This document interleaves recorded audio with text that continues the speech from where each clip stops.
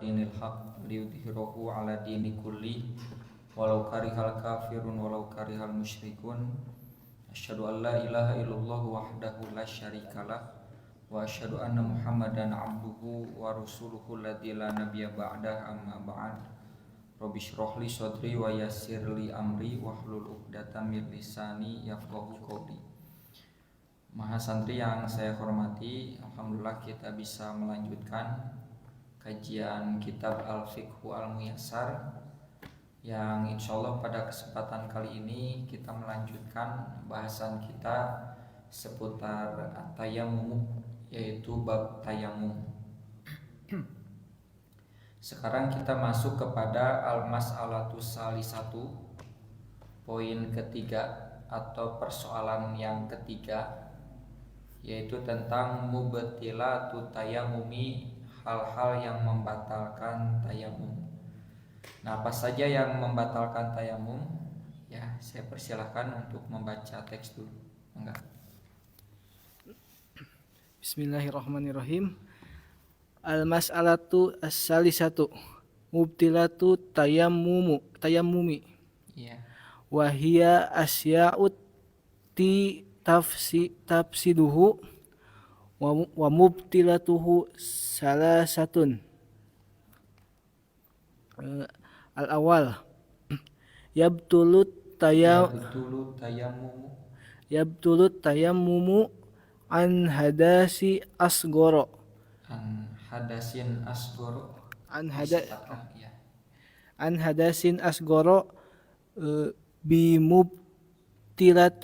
bimubtilatil wudu'i wa an hadasin akbaro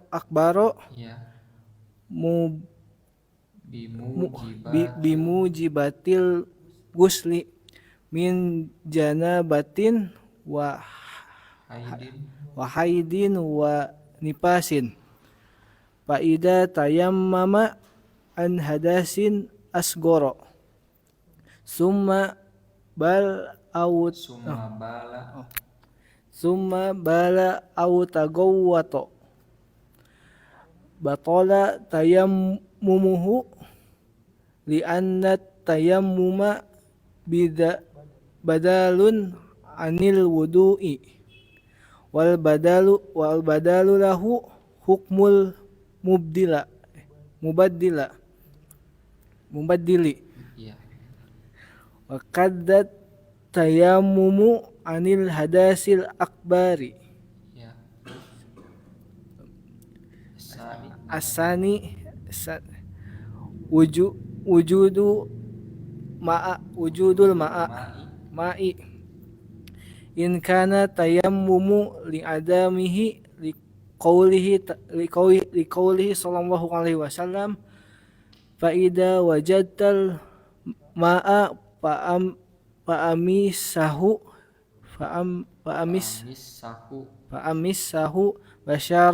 basyarataka faqad taqaddama. As-salis jawalul udri alladhi min ajlihi syuri'at tayammumu min maradin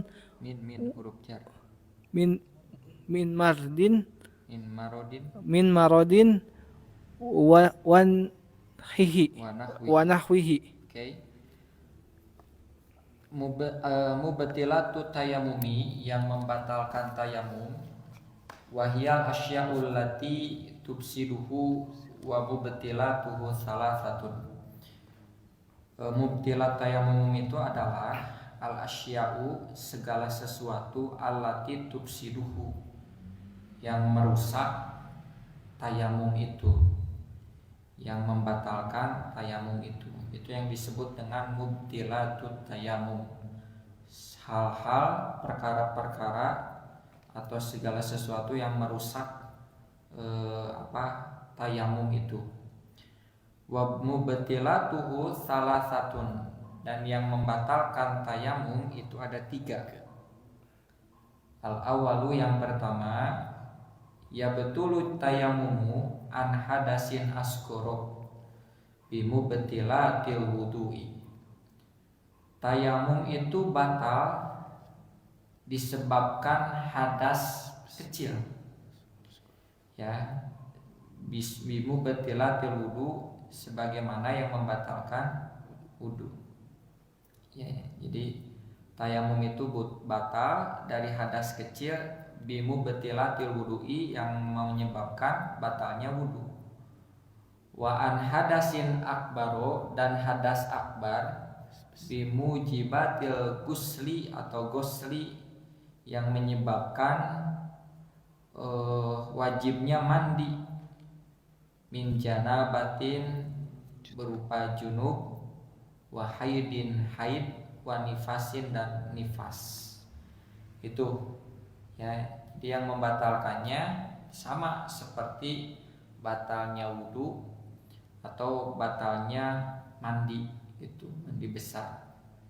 Jadi sama seperti wudu batal karena hadas kecil dan hadas besar. Faidat tayammama an hadasin asgoro, bila dia tayamum karena hadas kecil, summa bala, kemudian dia kencing, au tagawwato, atau dia buang air besar, batola tayammumuhu, maka tayamumnya batal. Jadi kalau tayamum batal, wajib tayamum lagi? Wajib, karena kan statusnya nggak ada air. Ya kalau ada air, ya pakai air gitu. Atau yang membolehkan tayamum. Li'anna tayamuma, karena tayamum itu badalun anil wudu'i, badalun pengganti, anil wudu'i, dari wudu. Wal badalu, sedangkan badal itu lahu hukmul mubaddali, lahu memiliki hukmul mubaddal, status hukum yang digantikan. Jadi status tayamum dengan wudu itu sama. Apa yang membatalkan pada wudu membatalkan pula pada tayamum. Ini yang disebut dengan lahu hukmul mubaddal. Wa kada tayamumu anil hadasil akbari, demikian juga tayamum dari hadas akbar. Jadi tayamum itu bisa digunakan pada dua posisi, pada hadas asgor dan pada hadas akbar. Sedangkan hadas asgor, hadas akbar selain tayamum itu kan beda. Kalau hadas asgor dengan wudu, tapi kalau hadas akbar dengan mandi. Nah, jadi fungsinya beda-beda. Membersihkan hadas kecil ya dengan wudu, membersihkan hadas besar ya dengan mandi. Nah, kalau tayamum bisa memiliki fungsi kedua itu. Nah, tergantung apa penyebab kita tidak mandi. Oh, karena tidak ada air, maka tayamum. Tayamum ini fleksibel ya, tidak terikat oleh salah satu hadas, baik dari hadas asgor ataupun hadas akbar. Yang kedua yang membatalkan tayamum itu adalah wujudul ma'i, ketersediaan air, adanya air. Kita tayamum udurnya itu gara-gara tidak ada air, karena air di rumah, air di kosan itu sedang mati. Akhirnya kemudian kita tayamum. Tiba-tiba sejam kemudian ternyata airnya menyala kembali. Nah, maka sholat untuk selanjutnya maka wajib dengan berwudu. Ya, karena keadaan airnya sudah ada, ketersediaan airnya sudah ada. Nah, ketersediaan air inilah yang kemudian meniadakan tayamum. In kana tayamumu li adamihi, jika keadaan tayamumnya itu li adamihi, disebabkan ketiadaan air. Gitu. Jadi kenapa wujudul ma ini bisa membatalkan tayamum? artinya tidak boleh tayamum. Karena alasan dia tayamum itu li adamihi, ketidakadaan air. Di qaulihi sallallahu alaihi wasallam, berdasarkan sabda Nabi sallallahu alaihi wasallam, fa idza wajadtal ma'a, bila kamu mendapati air. Setelah tidak ada air kan sekian lama, kata Nabi, kan cukup dengan tayamum. Tapi jika mendapatkan air, fa amissahu basyarotaka, maka basuhkanlah air itu ke kulitmu. Waqad taqaddama, dan hadis ini sudah dibahas di waktu yang lalu, di pekan kemarin dimunculkan hadis ini. Yang ketiga, zawalul udri alladzi min ajlihi syuri'at tayammum min marodin au nahwihi. Yang ketiga, zawalul udri, ketiadaan udur, ya, ketidakadaan udurnya, alladzi yang min ajlihi, karena udur itu syuri'a tayamumu, disyariatkannya tayamum. Apa udur itu? Diantaranya kan boleh selain safar kan ya, itu kan min marodin, karena sakit.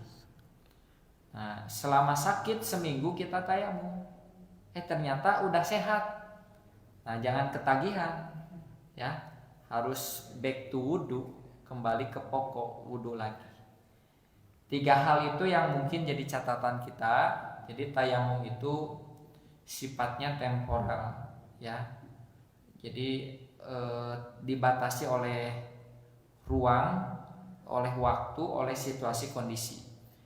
Jika situasi kondisinya itu kembali normal, maka berwudu ya. Jadi tidak sepanjang masa tayamum itu, kecuali situasi kondisinya yang memang mengharuskan dia selalu tayamum, itu beda kasus. Ya, lanjut.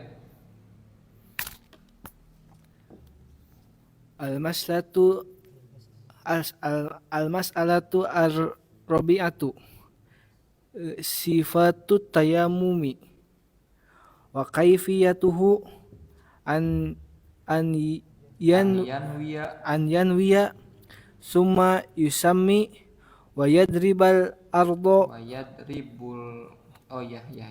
berarti wa yadribal ya, betul, wa yadribal ardo biyadaihi dorbatan wahidatan summa yanfuhuma awiyan fadohuma summa yamsaha bihima wajhahu wa yadhi ila rusgoini li hadithi ammari wa fihi at-tayammumu dorbatun lil wajhi wal kaffain wa hadithi ammarin an Nabi sallallahu alaihi wasallam qala lahu innama kana yakfika an tasna'a hakada fadaraba bikafihi dorbatan ala ardi thumma nafdaha thumma masaha bihima dohro kafihi bisimalihi aw dohro simalihi bikafihi thumma masaha bihima wajhahu. Baik, agak sedikit berbeda nampaknya redaksinya, tapi tidak apa-apa ya, ikuti saja.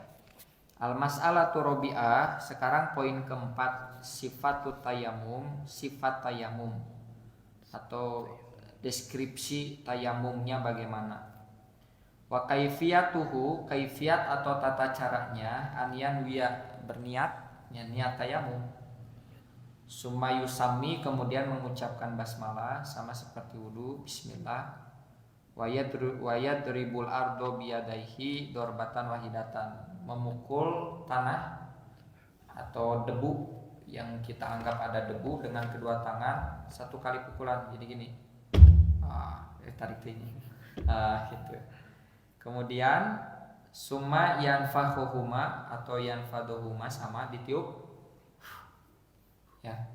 Summa yamassaha bihima wajahu fayadaihi ila rizqaini. Kemudian diusapkan kedua tangan itu pada tangan dan wajah, atau pada wajah dan kedua tangannya sampai kedua tangannya itu pada dua rusgu ya. Dua rusgu itu ya ini.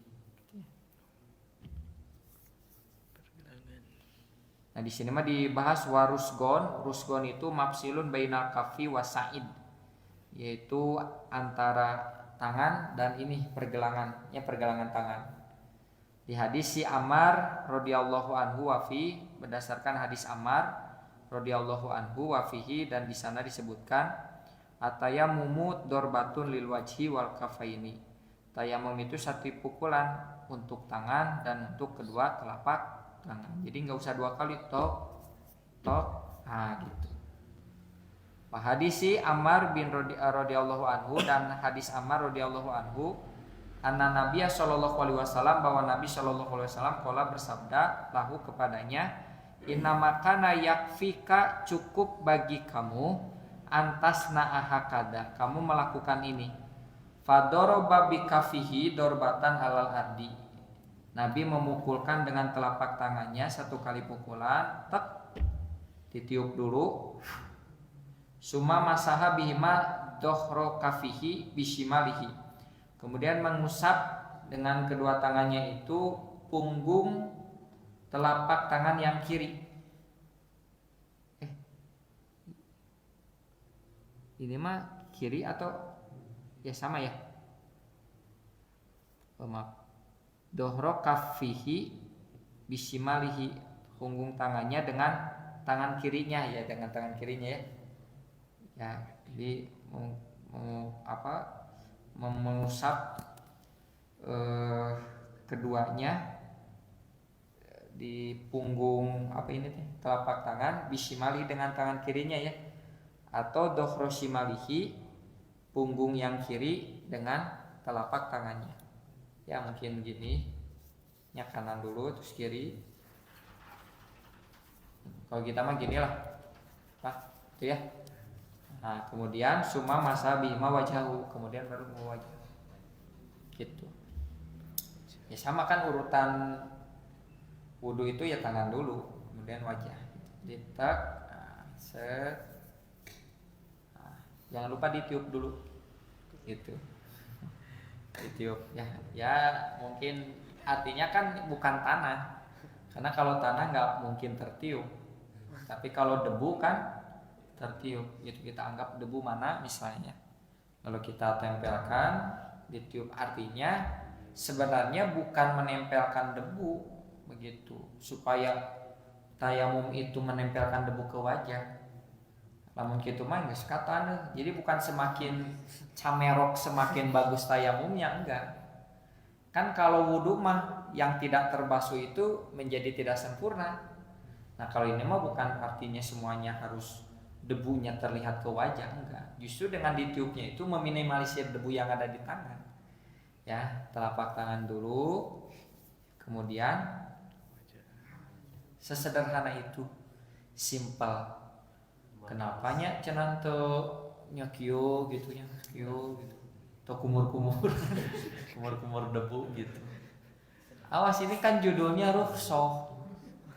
Ini enteng cenah tayamum teh kan rukhsah, atau lamun berat mah bukan juga rukhsah. Ya, jadi agama itu jangan pakai persepsi. Jangan pakai asumsi, tapi harus by data. Nah, data kita mah dalil. Dalil kita mah Quran, Sunnah, Quran dan hadis gitu. Saya mengikuti pendapat ulama ya nggak apa-apa, tapi harus tahu argumentasi ulama itu apa. Karena kalau kita menelusuri berbagai pendapat para ulama, ya terlalu banyak, gitu ya. Nah seminimalnya ikuti ulama yang muktabar, ulama yang memang punya kredibilitas, gitu. Dan tentu pasti pakai dalil.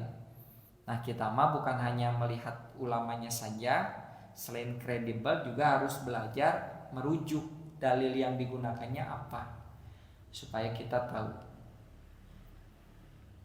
Gitu ya. Nah, itu bab tayamum. Sampai sini ada yang ditanyakan dulu sebelum masuk ke bab yang baru.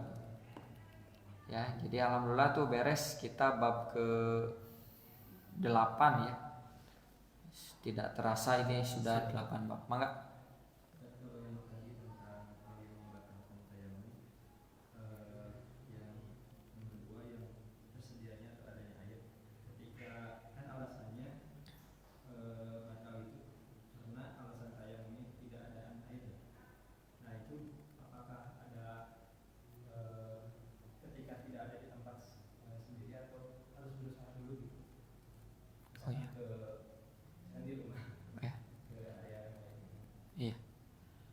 Baik, ini pertanyaan bagus. Apakah ketiadaan air itu di tempat sendiri, begitu ya? Di tempat sendiri itu definisinya rumah atau di lingkungan kita, gitu. Jadi nanti mendefinisikan tempat sendiri itu apakah rumah atau lingkungan. Kalau seandainya kita itu rumahnya dekat masjid, contoh di sini Ustadz Husna lah ya, kita contohkan, atau Pak Haji Rudi juga dekat masjid. Lalu kemudian di rumahnya tidak ada air, tapi di masjid ngegewor kene cainya gitu, ngegewor banyak gitu. Dalam posisi seperti ini tentu tidak tayamum, gitu ya. Jadi proses tayamum itu ketiadaan airnya, air ini tetap harus ada unsur masyakoh itu ya. Nah, masyakohnya dikembalikan ke diri kita. Kira-kira di rumah kita yang dekat sini misalnya ke masjid Baitul Mukhlisin masyakoh tidak? Tidak, maka tidak boleh tayamum karena nggak ada masyakoh. Tapi bisa jadi di kediaman itu, misalnya di rumah saya atau di rumah kalian, memang nggak ada air, tetangga pun tidak ada sama, ya. Masjid jauh, ngalacai bingung ke mana, gitu. Edek nyungkeun kata tetangga paling itu udah terkenal, ya. Walaupun ada sih air itu tetangga belah itu tapi nggak kena. Nah muncullah masyako, ya masyako teh era maksakeun tiba-tiba minta cai terkenal acan gitu, itu saha si penipuan tuh. Jadi seudon ya, niat baik intik untuk berwudu ya, ingin sempurna karena kita ingin punya wudu, meminta ke tetangga yang gak dikenal, akhirnya memunculkan seudon. Penipuan modus minta cai padahal maling tuh. Akhirnya kan muncul problem lain. Nah di sanalah kemudian muncul masyakoh. Ketika masyakoh itu kita rasakan, maka tayamum. Bagaimana kadar masyakohnya itu kan? Nah ini mah subjektif, tergantung masing-masing. Kalau menurut saya harus ke gerbang itu, mana gerbang itu namanya? Kota Mas ya. Menurut saya itu bukan masyakoh, ya. Buat saya mah gampang kan itu mah, ya nggak apa-apa, saya ngalacai ke sana. Tapi jika buat kalian itu masyakoh, ribet, capek nyari di awak, kadon gering ngalacai kaditu teh ya. Nah maka nggak usah memaksakan ya. Sama seperti kita tayamum gara-gara sakit itu menyebabkan kita masyakoh. Nah masyakoh sakitnya bagaimana, tergantung masing-masing. Buat kalian mahasiswa mah dah kuat, demam mah bukan penyakit, masih kena kuat, masih kena wudu. Buat saya demam itu udah, saya itu kalau demam, kalau hareing mah masih kena kuatnya. Maksudnya hareing di sini nggak enak badan. Tapi biasanya nggak enak badan itu suhunya nggak normal. Yang saya rasakan suhunya kalau pakai apa itu? Termometer ya. Pakai termometer itu agak tinggi sedikit ya, kita sekitar 37-38 lah. 37 lah atau 37 lebih. Itu buat saya kayak enak badan. Tapi kalau di sini nggak demam, cuman memang agak hangat sedikit yang menyebabkan badan nggak enak. Saya mau wudu, gitu. Tapi ketika demam udah nggak bisa wudhu, nggak bisa ke masjid itu. Nah, pasti kadang ada halusinasi gitunya, itu yang bahaya gitu. Bukan hanya tidur, kadang kalau demam tinggi itu sadar pun jadi halusinasi. Nah, saya pasti tayamum. Tapi ada orang yang panas oge nagen we gitu ya, tong waka sholat lompatan ge masih kene siap gitu diajak futsal ge. Nah, jadi tergantung, buat yang kuat ya tayamum, bagi yang lemah masyakohnya itu tidak mesti tayamum. Nah ini ya, jadi nanti dilihat kalau tidak ada air kemudian kita mampu mencari air dan buat kita tidak masalah, tidak masyakoh, nah, silahkan cari air. Tapi kalau tidak ada air di kediaman kita, di lingkungan kita, lalu kita mampu mengakses di tempat lain tapi mudah, jangan tayamum ya, berarti berwudu. Nah mudah dan tidaknya itu mah tong nanya itunya, Ustaz ari kondisi kieu abi kenging tayamum eta sugan kumaha gitu. Ustaz kita nuju hareeng itu batal saum nya eta sugan kumaha. Jadi tergantung ke diri sendiri gitu, karena memang indikatornya sangat subjektif gitu. Ya, ada lagi sebelum masuk ke bab baru lah. Ada sedikit lagi waktu, kecuali mau diskusi. Antara diskusi ningali waktu saya cukup ya tentang tayamum, kira-kira tidak ada problem, sesederhana itu ya. Nah, nanti karena definisi tayamum itu menggunakan soidan toyiban. Soidan itu bukan tanah tapi debu, maka bisa kita dapati di berbagai tempat gitu ya. Kalau misalnya sedang di kendaraan ya asumsikan saja jok ya, atau mungkin kaca gitu ya. Wah jokna yang mana ngabersihan, kacana herang deh. Ya sudah tuh, itu yang di bawah gitu ya digunakan, itu kan pasti diinjek-injek. Nah gitu, itu yang mungkin digunakan. Baik, kita sedikit lanjut saja al-babut tasi'u, bab yang ke-9. Saya langsung bacakan saja ya. Fin najasati wa kaifiyati tathhiriha. Fin najasati, tentang najis-najis, wa kaifiyati tathhiriha, dan tata cara membersihkannya. Jadi setiap najis itu membersihkannya beda-beda ya. Ada yang paling sederhana membersihkan najis itu, ada yang tengah-tengah, atau bahkan ada yang dalam tanda kutip agak ribet ya, harus pakai deterjen ini mah. Seperti air kencing bayi perempuan, air kencing bayi laki-laki yang belum masuk makanan, masih menggunakan ASI. Nah itu mah cukup diperciki gitu ya.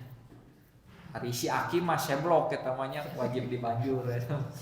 Jeung jalmina apa nama aki-aki boncos. Atau itu yang paling simpel. Atau yang paling agak ekstra itu haid, darah haid. Ya, darah haid itu harus disikat, digosok. Itu kalau sekarang pakai deterjen lah. Wa fihi masailu, dan tentang hal itu ada beberapa persoalan. Al-mas'alatul ula, persoalan yang pertama, ta'rifu najasati, definisi najis, pengertian najis, wa nau'aha, dan macam-macamnya. Jadi definisi definisi najis dan macam-macam najis. An-najasatu, najis itu ialah hiya kullu ainin mustaqdiratin, segala sesuatu yang kotor, gitulah. Jadi pada prinsipnya sesuatu yang kotor itu, yang dianggap kotor itu najis. Tapi awas, amaro syari'u bijtina biha, yang juga diperintahkan syariat untuk menjauhinya, gitu. Jadi najis mah pasti sesuatu yang dianggap kotor. Yang kedua ada perintah untuk membersihkannya. Itu. Makanya disebut najis, gitu. Wahia nau'ani, dan itu ada dua macam. Yang pertama adalah najasatu ainiyah au hakikiyah. Najis ain atau najis hakiki. Ya, jadi istilahnya bisa najis ain atau najis hakiki. Wahiyalati, yaitu yang latat huru bihalin, tidak bersih keadaannya, kondisinya. Jadi najis ain atau najis hakiki mah yaitu sesuatu yang tidak bersih bagaimanapun keadaannya. Li'anna ainaha najasatun, karena secara hakiki, secara esensi itu kotor. Karauthil himar, seperti kotoran keledai, wadami darah, wal bauli, dan air kencing. Jadi ini semua disebut najis aini atau najis hakiki. Nah, najis ini mah nggak ada kaitannya dengan harus wudu, enggak. Beda nanti. Ada yang najis menyebabkan kita wudu, ada yang najis nggak menyebabkan wudu. Jadi nggak semua najis itu menyebabkan wudu, walaupun jenisnya sama. Contoh, ada seseorang yang kencing, wajib wudu? Wajib. Kenapa? Karena keluar najis. Ada seseorang yang dikencingi, yang dikencingi ini wajib wudu tidak? Halo, tidak usah, cukup dibersihkan saja, gitu. Batur yang kencing kita yang wudu, ya, yang ngencingi kita tuh yang harus digaplok gitunya, culangu gitu. Nah, cuman kencing yang terkena tubuh kita itu wajib dibersihkan, dihilangkan. Jadi ada yang dihilangkannya itu dengan tadi dibersihkan air, ada yang hilangnya itu dengan wudu. Contoh, ada orang kencing tapi bekas kencingnya dibersihkan, bersih, wajib wudu? Wajib, walaupun sudah bersih. Nah ini mah orang itu nggak kencing tapi terkena kencing, ya, apakah wajib wudu? Tidak, ya, cukup bersihkan saja najis yang mengenai dirinya. Nah nanti kasus juga seperti misalnya kalian misalnya ke desa tuh, ke kampung, tiba-tiba kalian mau ke masjid, ya, karena di sana itu banyak ayam, tidak sengaja gitu ya, ada tai ayam ya mengenai tangan kalian gitu ya, atau mengenai kaki kalian. Maka kondisi seperti itu tidak usah wudu, bersihkan saja tangan kalian yang terkena tai ayam, tai ono, ya, tai kotor, tai kene, itu cukup bersihkan saja, nggak usah wudu, begitu ya, tidak usah wudu. Nah itu mah najis ain, jadi bukan berbicara tentang status kitanya, bersihkan saja najis itu. Nah nanti ada najis hukmiyah, najis hukmi, najis tapi menyebabkan kita berwudu atau menyebabkan kita harus mandi. Nah gitu. Hari tadi mah teh kotok tai ono sareng tai hayam mah cukup dielap ya biasa, nggak usah pakai, misalnya nggak usah pakai air ya, cukup dengan tisu basah nggak apa-apa, gitu ya. Atau misalnya alas ya nincek sepatu, nya karitong pakai sepatu, emangnya sholat pakai sepatu kan? disimpan saja. Sama seperti Nabi ketika sholat sendalnya kan terkena kotoran. Nah, ketika dikasih tahu oleh Jibril langsung dilempari. Nah, gitu ya. Nah, itu kita nanti bahas lagi secara detail tentang najis hukmi. Aku qouli hadza wa astaghfirullah li wa lakum. Wassalamualaikum warahmatullahi wabarakatuh.